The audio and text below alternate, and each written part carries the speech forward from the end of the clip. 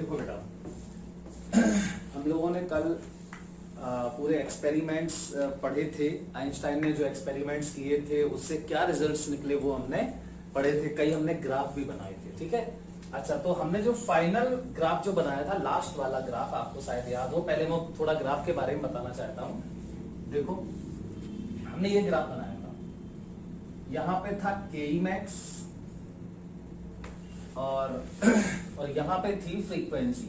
तो आपको याद होगा डिफरेंट मेटल्स के लिए ग्राफ ऐसे आए थे हमारे, बिल्कुल क्लियर। ये स्लोप कांस्टेंट था, है ना, और ये स्लोप जो है क्या था, h के बराबर था, प्लैंक्स कांस्टेंट। ये मेटल 1, मेटल 2, मेटल 3, ऐसे हमने ग्राफ बनाए थे, ठीक है।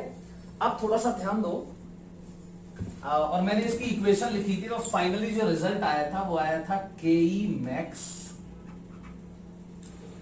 बराबर, Ke max मतलब Ke जो kinetic energy, just kinetic energy से इलेक्ट्रॉन निकल रहा है, तो Ke बराबर h new minus h new not, clear, या न्यू नॉट या न्यू TH, ये सही, कुछ भी लिख दो, दोनों सही है, ठीक। अच्छा, अब बेटा थोड़ा सा ध्यान दो इसमें। अगर मैं इस इक्वेशन को थोड़ा सा एक्सप्लेन करना चाहूं तो कैसे करूंगा, तो देखो, देखते हैं इस इक्वेशन का एक्सप्लेनेशन। सबसे पहले तो ये बताओ h न्यू क्या है। ये h न्यू क्या है? h न्यू है फोटोन की एनर्जी, जो इंसिडेंट हो रहा है उस फोटोन की एनर्जी, एक फोटोन की एनर्जी। और h न्यू नॉट, इसमें न्यू नॉट क्या है? मिनिमम फ्रीक्वेंसी जो रिक्वायर्ड होती है लाइट की, जिससे कि इलेक्ट्रॉन सरफेस तक आ जाता है, मतलब बाहर निकल जाता है, ठीक। तो ये क्या है? Work function. मिनिमम एनर्जी क्या होती है? Work function. और जो मिनिमम फ्रीक्वेंसी क्या होती है? इसको बोलते हैं थ्रेशोल्ड फ्रीक्वेंसी। तो इसका मतलब ये हुआ कि देखना ध्यान से, मैंने इस मेटल सरफेस पे फोटोन डाला जिसकी एनर्जी थी h न्यू। तो इस इलेक्ट्रॉन को जो मेटल के अंदर है, जो मेटल में है, इसने ये h न्यू एनर्जी ले ली और बाहर निकला। बाहर निकलने में खर्च हो गई कितनी? ये वाली। देखो, h न्यू एनर्जी मैंने इसको दी, लेकिन बाहर निकलने में इसकी खर्च हो गई h न्यू TH।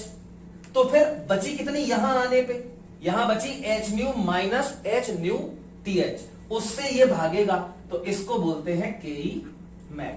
तो Ke max भी लिख देते हैं हम इसको, इसमें कोई दिक्कत नहीं है, दोनों सही है, चाहे Ke लिख दो चाहे Ke max लिख दो। तो देखो, ये समझ में आ गया। फिर से एक बार, मैंने इसको 10 इलेक्ट्रॉन वोल्ट एनर्जी दी, ये 10 इलेक्ट्रॉन वोल्ट एनर्जी दी। मान लो 2 इलेक्ट्रॉन वोल्ट खर्च हो गई, तो बची कितनी? 10 माइनस 2। तो 10 ये है जो I है, जो हमने फोटोन दिया है जिस एनर्जी का, और माइनस वर्क फंक्शन ये है जो बाहर निकलने में खर्च हो गई। रिमेनिंग जो बची वो Ke max है। क्लियर? ये बहुत जरूरी है, इस इक्वेशन को आपको ध्यान रखना। कितना सिंपल इक्वेशन है। चलो, ये मैं मिटा देता हूं। अब इसी में थोड़ा सा और Ke, इस इक्वेशन को ध्यान रखना, इक्वेशन नंबर 1 है ये। तो ये Ke max बराबर h न्यू की जगह पे मैं क्या लिख दूं? C by lambda, HC by lambda. इसकी यूनिट क्या होगी? अच्छा, ये बताओ, इसकी यूनिट क्या है? जूल। इसकी यूनिट क्या है? जूल। तो यहां मैं लिख दे रहा हूं जूल, ठीक है। जूल कब होगा? जब HC और लैम्डा सबको आप SI सिस्टम में रखोगे, MKS सिस्टम में रखोगे, ठीक है, SI system, minus HC upon, इसको लिख देते हैं लैम्डा TH, न्यू को C बाय लैम्डा। तो यहां न्यू TH और C बाय लैम्डा TH। अब लैम्डा TH मैं भी डिफाइन कर चुका हूं, maximum wavelength of the incident light which can emit electron from the surface of metal. उससे ज्यादा वेवलेंथ हो गई तो इलेक्ट्रॉन एमिट नहीं होगा, क्योंकि अगर वेवलेंथ ज्यादा हो गई तो ये एनर्जी वर्क फंक्शन से भी, मतलब ये वाली जो एनर्जी है, इंसिडेंट एनर्जी, वो वर्क फंक्शन से भी कम हो जाएगी, ठीक। तो Ke max बराबर, ये जूल में लिखा हुआ है, देखो, इसका भी यूनिट होगा जूल, और लैम्डा मीटर में होगा। क्लियर? अब सुनो ध्यान से, ये हो गया Ke max बराबर। अब आपने केमिस्ट्री में जरूर पढ़ा होगा कि अगर मैं HC की वैल्यू डाल दूं और HC की वैल्यू डाल दूं तो आता है 12,400, याद होगा, 12,400 आता है। और ये इलेक्ट्रॉन वोल्ट लिख दो इसको, इलेक्ट्रॉन वोल्ट एंगस्ट्रॉम। इसकी यूनिट क्या आती है? Electron volt angstrom. 12,000, ध्यान रखना, HC को लिखेंगे 12,400 इलेक्ट्रॉन वोल्ट एंगस्ट्रॉम, ये आपने जरूर पढ़ा होगा केमिस्ट्री में। और अपॉन लैम्डा को भी हम रखेंगे इसमें एंगस्ट्रॉम में। क्लियर? तो एंगस्ट्रॉम से एंगस्ट्रॉम कट जाएगा हमारा। समझ में आया?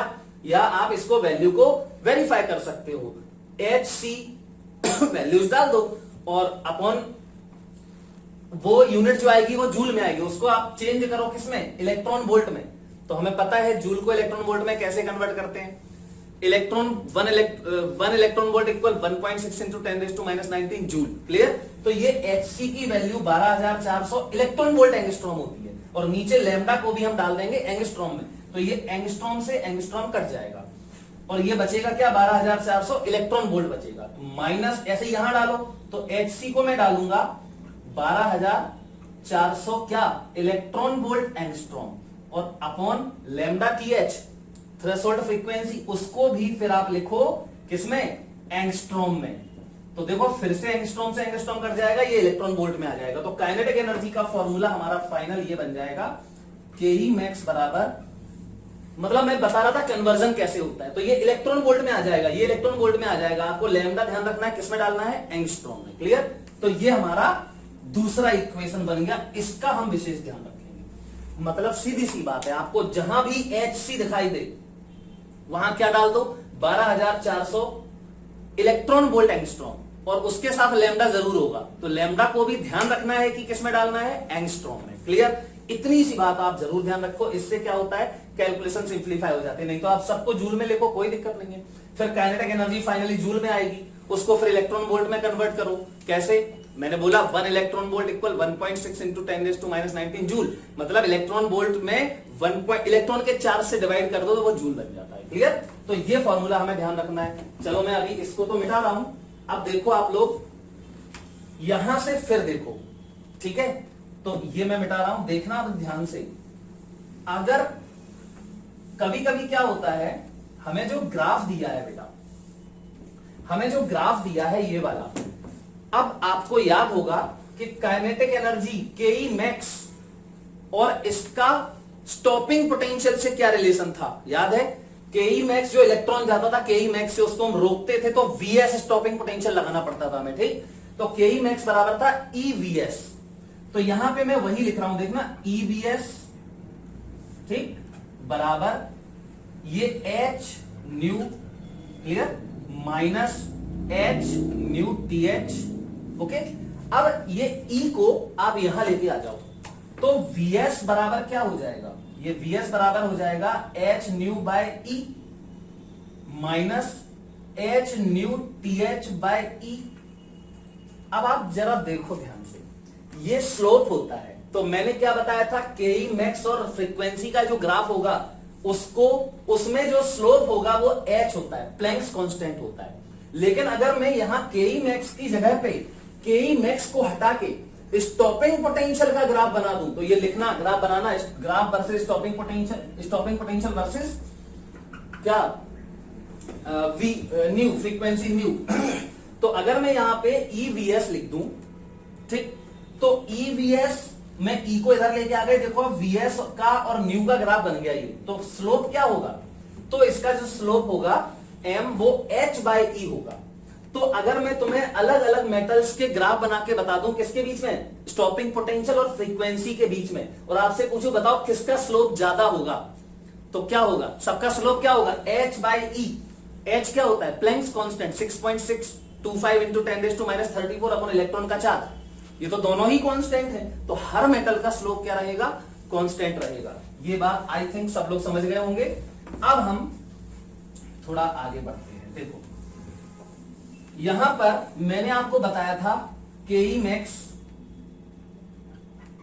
बराबर ईवीएस, है ना? मतलब काइनेटिक एनर्जी जो है वो स्टॉपिंग पोटेंशियल जो है वो इलेक्ट्रॉन की काइनेटिक एनर्जी के डायरेक्टली प्रोपोर्शनल होगा। और एक बात और बताई थी, काइनेटिक एनर्जी किस पे डिपेंड करती है? फ्रीक्वेंसी पे। लाइट की जो फ्रीक्वेंसी है उस पे इलेक्ट्रॉन की काइनेटिक एनर्जी डिपेंड करती है। इलेक्ट्रॉन यहां से जो हमने लाइट डाली एच न्यू, और यहां से इलेक्ट्रॉन निकला, उसकी जो के ई मैक्स है, देखो अब समझो रिलेशन, फ्रीक्वेंसी ज्यादा, इंसिडेंट लाइट की फ्रीक्वेंसी ज्यादा तो काइनेटिक एनर्जी ज्यादा, और काइनेटिक एनर्जी ज्यादा तो इसको रोकने के लिए यहां पे स्टॉपिंग पोटेंशियल भी ज्यादा लगाना पड़ेगा। ये मैंने आपको बताया था। ठीक, अब थोड़ा सा ध्यान देते हैं, हम लोग अब ये सीखेंगे कि जो वेव थ्योरी है लाइट की वेव थ्योरी, मतलब लाइट अगर एक वेव के फॉर्म में है तो हम जो ये फिनोमिना है कि हम लाइट डालते हैं तो इलेक्ट्रॉन निकलता है, मतलब फोटो इलेक्ट्रिक इफेक्ट के प्रोसेस को क्यों एक्सप्लेन नहीं कर पाएंगे। तो failure of wave theory while describing photo electric effect, क्यों फेल हो गया था। देखो कितने प्रॉब्लम्स थे इसके। सबसे पहले इंटेंसिटी प्रॉब्लम, मतलब इंटेंसिटी प्रॉब्लम मतलब अब मैंने क्या सिखाया था आपको, मैंने तो ये बताया था कि जो आप यहां पे लाइट डाल रहे हो, यहां पे आप जो लाइट डाल रहे हो, और इस फॉर्मूले से देखो पता चल रहा है के ई मैक्स जो है वो सिर्फ फ्रीक्वेंसी पे डिपेंड करेगा, क्योंकि ये तो वर्क फंक्शन है।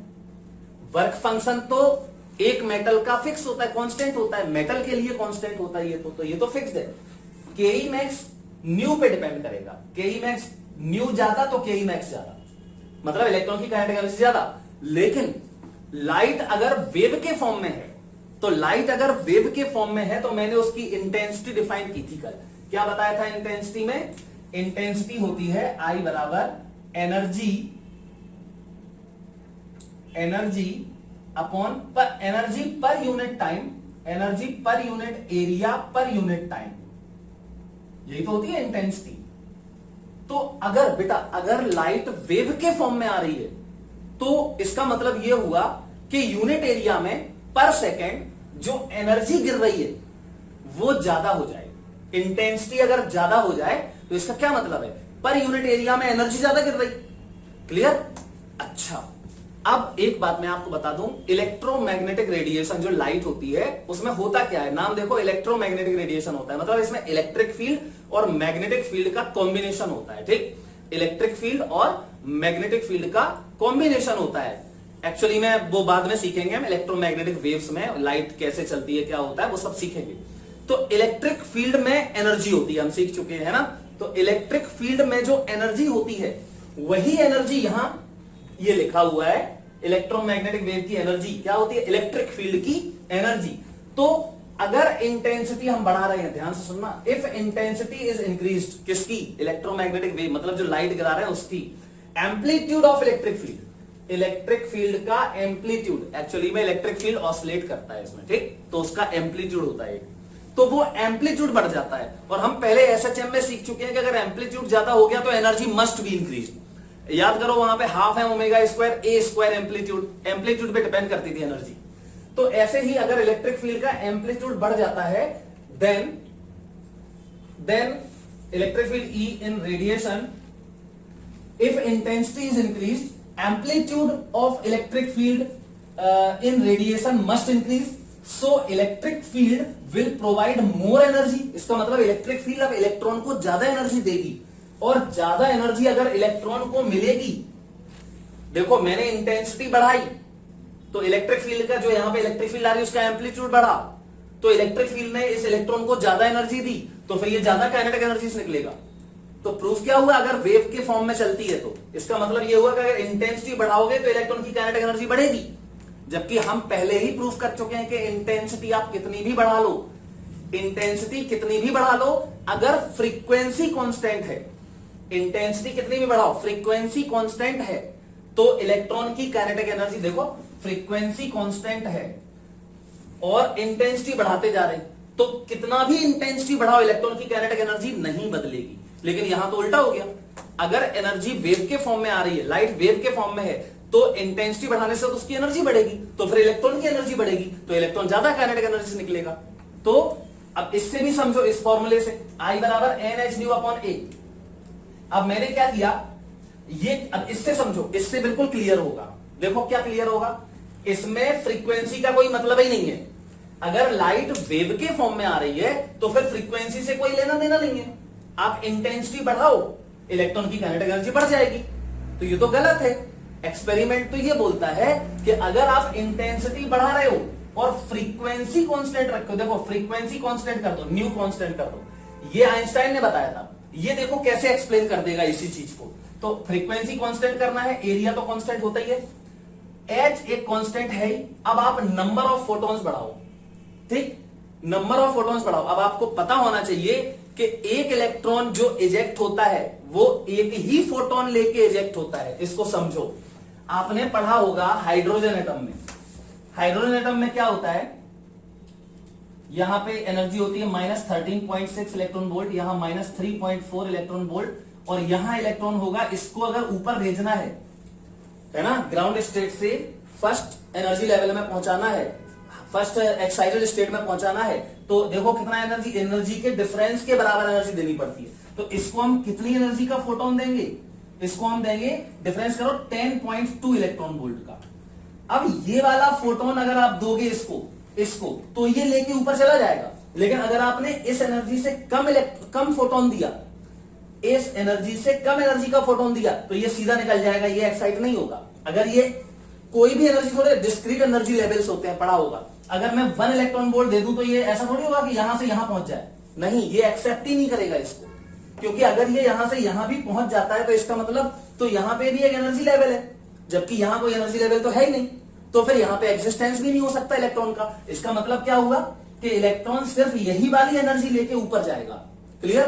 तो और एक, अब तुम सोचो 10.2 का ना देके तुम 1 इलेक्ट्रॉन वोल्ट के 100 फोटोन दे दो, तब भी ये एक भी फोटोन को एक्सेप्ट नहीं करेगा, 100 के 100 ऐसे निकल जाएंगे, क्योंकि कोई भी एक फोटोन इसको एक्साइट करने के लिए कैपेबल नहीं है। क्लियर? हाँ, अगर तुम 10.2 का दोगे 10.2 का 1 दे दोगे तो ये लेके ऊपर चला जाएगा। क्लियर? इसका मतलब क्या हुआ कि जो यहां पर इलेक्ट्रॉन होगा, मेटल में जो इलेक्ट्रॉन होगा, वो सिर्फ उसी फोटोन को लेगा जो इसको बाहर निकालने में कैपेबल होगा। क्लियर? अदरवाइज अगर ये फोटोन मतलब कैपेबल का मतलब इस फोटोन की जो एनर्जी है वो वर्क फंक्शन से कम है, मतलब बाहर निकालने के लिए सफिशिएंट नहीं है, उससे भी कम है, तो ये इलेक्ट्रॉन इस फोटोन को एक्सेप्ट ही नहीं करेगा। समझ गए ना? चाहे आप 1 करोड़ फोटोन डाल दो इनसफिशिएंट एनर्जी के, तब भी ये एक को भी एक्सेप्ट नहीं करेगा, मतलब इलेक्ट्रॉन का इजेक्शन होगा ही नहीं, फोटो इलेक्ट्रिक इफेक्ट दिखाई नहीं देगा आपको। ठीक? अब इसका ये मतलब हुआ कि एक फोटोन जिसकी फ्रीक्वेंसी, एक फोटोन इसने लिया जिसकी एनर्जी क्या है, h न्यू, मतलब लाइट की फ्रीक्वेंसी कितनी है, न्यू। ठीक? तो ये अगर ये कैपेबल है तो लेके बाहर निकलेगा और के मैक्स इसकी काइनेटिक एनर्जी होगी। अब यहां देखो, अगर मैं फ्रीक्वेंसी को कांस्टेंट कर दूं और नंबर ऑफ फोटॉन्स बढ़ा दूं, तो देखो इंटेंसिटी बढ़ गई। समझना बहुत ध्यान से, मैं इंटेंसिटी बढ़ा रहा हूं, आइंस्टाइन के हिसाब से क्या हुआ, इंटेंसिटी बढ़ाई। कैसे बढ़ाई? फ्रीक्वेंसी को कांस्टेंट करके। यही तो बोल रहा था वो, कि फ्रीक्वेंसी अगर कांस्टेंट है तो इलेक्ट्रॉन की काइनेटिक एनर्जी कांस्टेंट होगी, चाहे कितनी भी इंटेंसिटी क्यों ना हो जाए, बढ़ा दो। तो मैंने फ्रीक्वेंसी करी कांस्टेंट, H और A कांस्टेंट है। अब मुझे इंटेंसिटी कैसे बढ़ा सकता हूं मैं? नंबर ऑफ फोटॉन्स को बढ़ा के। तो मैंने और नंबर ऑफ फोटॉन्स बढ़ा लिए, लेकिन सबकी फ्रीक्वेंसी न्यू ही है। तो जो इलेक्ट्रॉन निकलेगा, क्या वो ज्यादा फोटोन ले लेगा? नहीं, मैंने बोला एक ही फोटोन लेता है, तो एक इलेक्ट्रॉन एक फोटोन लेगा, लेकिन मैंने न्यू तो कांस्टेंट रखा था। इसका मतलब क्या हुआ कि अभी भी फोटोन की एनर्जी h न्यू ही है। अगर फोटोन की एनर्जी h न्यू ही है तो के मैक्स अभी भी यही रहेगा, मतलब बदलेगा नहीं। तो इसका मतलब ये आइंस्टाइन ने सही प्रूफ कर दिया। क्लियर? जबकि वेव थ्योरी के हिसाब से, वेव में तो कोई फोटोन का मतलब एक क्या बोलते हैं, डिस्क्रीट एनर्जीज का कोई फंडा ही नहीं है कि इलेक्ट्रॉन एक फोटोन ही लेगा। उसमें तो मैंने बोला था वेव थ्योरी में तो लाइट एनर्जी आ रही है ट्यूब में, जैसे पानी बह रहा है ट्यूब में, तो ये इलेक्ट्रॉन अगर पानी में ट्यूब की तरह एनर्जी बह रही है, ट्यूब में पानी की तरह अगर एनर्जी बह रही है, तो ये इलेक्ट्रॉन तो कितनी भी एनर्जी ले लेगा, है ना? थोड़ी देर लगेगी उसको, मान लो सफिशिएंट एनर्जी पर सेकंड नहीं आ रही, तो थोड़ी देर वेट कर लेगा, पूरी एनर्जी जब मिल जाएगी उसको, बाल्टी भर जाएगी, तो बाहर निकल जाएगा, है ना? तो इसका क्या मतलब हुआ कि वेव थ्योरी यहां पे फेल हो गई। एक्सपेरिमेंट सही बताएगा, एक्सपेरिमेंट जो कंक्लूजन निकलते हैं वो तो गलत नहीं हो सकते हैं, है ना? तो थ्योरी गलत हो सकती है लेकिन एक्सपेरिमेंट गलत नहीं हो सकता, इसलिए वेव थ्योरी यहां पे फेल हो गई। तो इंटेंसिटी प्रॉब्लम आई थिंक आप लोग समझ गए होंगे। अब दूसरी बात, फ्रीक्वेंसी प्रॉब्लम। फ्रीक्वेंसी प्रॉब्लम क्या थी? देखो ग्राफ में क्या बोल रहा है कि अगर ये न्यू टीएच अगर है फ्रीक्वेंसी, यहां पे जो वेव आ रही है, लाइट आ रही है, उसकी फ्रीक्वेंसी, लाइट जो आ रही है उस इलेक्ट्रोमैग्नेटिक रेडिएशन और उसकी फ्रीक्वेंसी न्यू टीएच है। तो इलेक्ट्रॉन जस्ट निकल पाएगा। देखो यहां पे काइनेटिक एनर्जी 0, जस्ट बाहर निकलेगा, काइनेटिक एनर्जी नहीं होगी उसके पास, है ना। लेकिन यहां अगर वेव, बात सही भी है, बात सही है, अगर तुम न्यू टीएच से कम, एच न्यू टीएच से कम एनर्जी, एच न्यू, जहां पे एच न्यू टीएच से कम है, मतलब बाहर निकालने के लिए सफिशिएंट एनर्जी से कम है, तो यहां पे देखो सॉरी, एच न्यू जो यहां पे आ रही है लाइट, वो less than H nu TH है, मतलब जितनी मिनिमम चाहिए ना उससे भी कम एनर्जी के फोटोन आ रहे हैं। तो क्या ये इलेक्ट्रॉन 100 फोटोन लेके बाहर निकल जाएगा? नहीं, चाहे तुम 1 करोड़ भेज दो तब भी वो निकलता तो एक ही से है, लेकिन अगर एक सफिशिएंट एनर्जी का हो तो ही इलेक्ट्रॉन निकलेगा। मतलब चाहे कितनी भी आप क्या कर दो, इंटेंसिटी बढ़ा दो, नंबर ऑफ फोटॉन्स कितने भी कर दो, लेकिन अगर फ्रीक्वेंसी न्यू टीएच से कम है तो फोटो इलेक्ट्रिक इजेक्शन नहीं होगा, फोटो इलेक्ट्रिक इफेक्ट नहीं होगा। ये तो सही बात है, ये तो बिल्कुल सही बात है। ये एक्सपेरिमेंट बता रहा है कि अगर देखो न्यू की वैल्यू, यहां पे न्यू की value less than nu TH है, तो आप एन कितना भी बढ़ा दो, हर फोटोन में एनर्जी सफिशिएंट नहीं है तो इलेक्ट्रॉन एक्सेप्ट नहीं करेगा उसको। ठीक, अब सुनो, वेव अगर फॉर्म में है, अगर मान लो वेव के फॉर्म में है, तो फिर न्यू टीएच का कोई कॉन्सेप्ट ही नहीं है, ये न्यू टीएच कुछ है ही नहीं। इंटेंस अगर लाइट वेव के फॉर्म में आ रही है तो न्यू टीएच मतलब थ्रेशोल्ड फ्रीक्वेंसी का एग्जिस्टेंस ही नहीं होगा। क्यों? इसलिए क्योंकि आप न्यू टीएच, जो न्यू है यहां पे, मान लिया मैंने कि न्यू टीएच से कम है, ठीक, तो अब मैंने क्या किया, न्यू टीएच से कम है, लेकिन लाइट किसके फॉर्म में आ रही है? वेव के फॉर्म में, मतलब ट्यूब में पानी की तरह। तो ये इलेक्ट्रॉन थोड़ी देर में कंटिन्यू अपना एक्सेप्ट करता रहेगा, कंटिन्यू एक्सेप्ट करेगा और थोड़ी देर बाद निकल जाएगा जब इसको सफिशिएंट, जब एच न्यू टीएच से ज्यादा एनर्जी इसको मिल जाएगी तब, या एच न्यू टीएच मिल जाएगी तुरंत निकल आएगा बाहर। क्लियर? तो यहां पे अगर लाइट वेव के फॉर्म में है तो फ्रीक्वेंसी प्रॉब्लम क्या है? Existence of threshold frequency can't be explained by wave theory. Wave theory के हिसाब से तो न्यू टीएच कुछ होता ही नहीं है, जबकि प्रैक्टिकल जब हमने एक्सपेरिमेंट किए तो हमें देखा हमने कि न्यू टीएच से कम फ्रीक्वेंसी पे काइनेटिक एनर्जी होती है, मतलब इलेक्ट्रॉन बाहर नहीं निकलता, एक भी इलेक्ट्रॉन नहीं दिखता हमें। क्लियर? तो यहां पे ये वेव थ्योरी फेल हो गई फ्रीक्वेंसी की वजह से। ठीक, अब टाइम लैगिंग क्या है समझो। टाइम लैगिंग का मतलब क्या है कि अगर हमने बोला था जैसे ही हम लाइट डालते हैं इलेक्ट्रॉन का एमिशन तुरंत होता है ना, मतलब there is no time lagging between incidence of light and emission of electron. ठीक, तो लेकिन अगर लाइट वेव के फॉर्म में है, समझना, लाइट वेव के फॉर्म में है, लाइट अगर वेव के फॉर्म में है और न्यू की वैल्यू न्यू टीएच से कम है, मतलब जो एक फोटोन आ रहा है वो सफिशिएंट एनर्जी का नहीं है इसको बाहर निकालने के लिए, तो फिर इसको वेट करना पड़ेगा। ट्यूब में पानी की तरह एनर्जी आ रही है तो इलेक्ट्रॉन वेट करेगा, जब एनर्जी इतनी एच न्यू टीएच हो जाएगी तो ये बाहर निकल आएगा। ठीक, इसका मतलब ये हुआ कि टाइम लैगिंग होगा। ठीक, इंसिडेंस में और निकलने में कुछ टाइम लगेगा बीच में, जबकि एक्सपेरिमेंट क्या बोलता है कि अगर लाइट कैपेबल है एमिशन इलेक्ट्रॉन करने के लिए तो जैसे ही आप लाइट डालोगे सरफेस से तुरंत इलेक्ट्रॉन बाहर निकलेगा। क्लियर? तो यहां पर टाइम लैगिंग की प्रॉब्लम भी एक्सप्लेन नहीं कर पाया था। तो इतनी बात आप लोग सब लोग बहुत अच्छे से नोट कर लीजिए।